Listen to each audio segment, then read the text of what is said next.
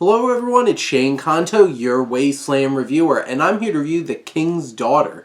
And this new Chinese-produced film is from director Sean McNamara, who previously did films like Soul Surfer, but then a lot of his career is doing a ton of Disney Channel original content, including Even Stevens and a whole bunch of other stuff. So, it's coming from that perspective. And you have this film that, has some darker elements to it. It's a fantasy. It's not quite Stardust. This isn't like a Neil Gaiman story, but it has a darker edge to it. It might not exactly be for children, but it is narrated by Julie Andrews, which made me very excited. I have very strong feelings about Julie Andrews. But McNamara's direction here, there's a lot of shininess. There's let's turn up every softbox we could possibly have so it's fluorescent light.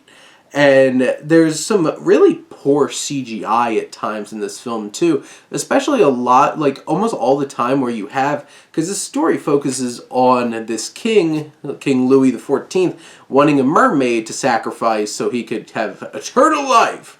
And, this mermaid looks really bad with the CGI, and a lot of its environments look really bad with the CGI, and really takes you out of the film. And it's just a silly, campy film. It's just it's really hard to take this seriously, which is fine because I think it is going for that. There's slow motion shots of Pierce Brosnan riding on a horse with his mane flying in the wind. It's just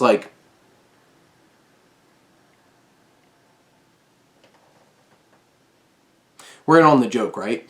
And that's the thing. You have this going on, and it just feels so much fun and silly and enjoyable in that way. Bingbing fan who plays this mermaid is completely wasted. I don't even think that she really got to do anything of very much any consequence. They CGI'd over her. It barely even looks like a human with CGI over them. It just kind of looks like a CGI creation. And just really wasted. And you have these really flat villains. You have this doctor who's all about science. And she's we must kill this mermaid. Twirling my mustache. And it's just okay, do we really need that? But what really elevates this film, for me, was some of the performances. You have Pierce Brosnan with this fake mane on his head, who just, is Pierce Brosnaning it up. And he has such great presence. There's a real naturalness to a lot of what he's doing in this film, and you're just even when you're doing bad things, still like you, Pierce Brosnan. And then you have William Hurt, who plays his priest.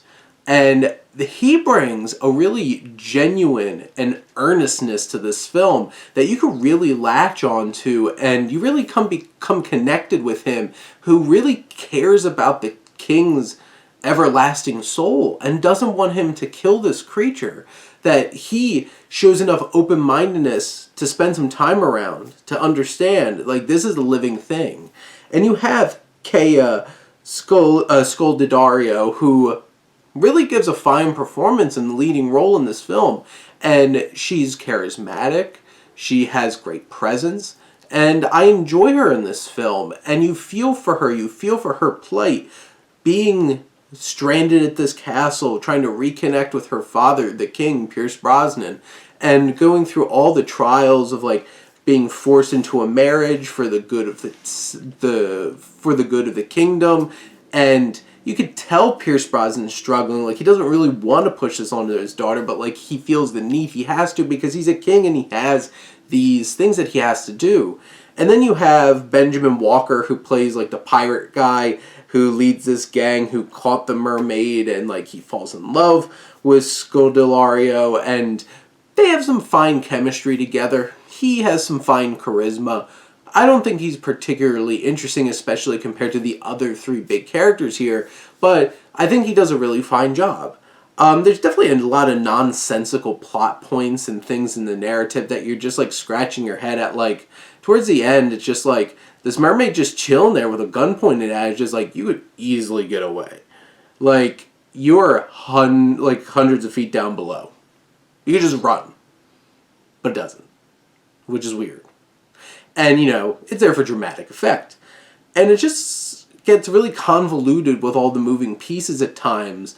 But in the end, I feel like this is a really fun, enjoyable, and quirky fantasy adventure that I think gives enough that I think a lot of people enjoy it and enjoy to keep watching it. And maybe I'm more interested in seeing some more of it. But, we'll have to go and see. But in general, this is a weird movie. This is just a crazy, campy, big CGI effect kind of ride that, it's fun. And that's the most important thing. But those are my thoughts on The King's Daughter. Let me know what you think, and let's talk some movies. But thank you as always for tuning in and supporting your Wasteland reviewer.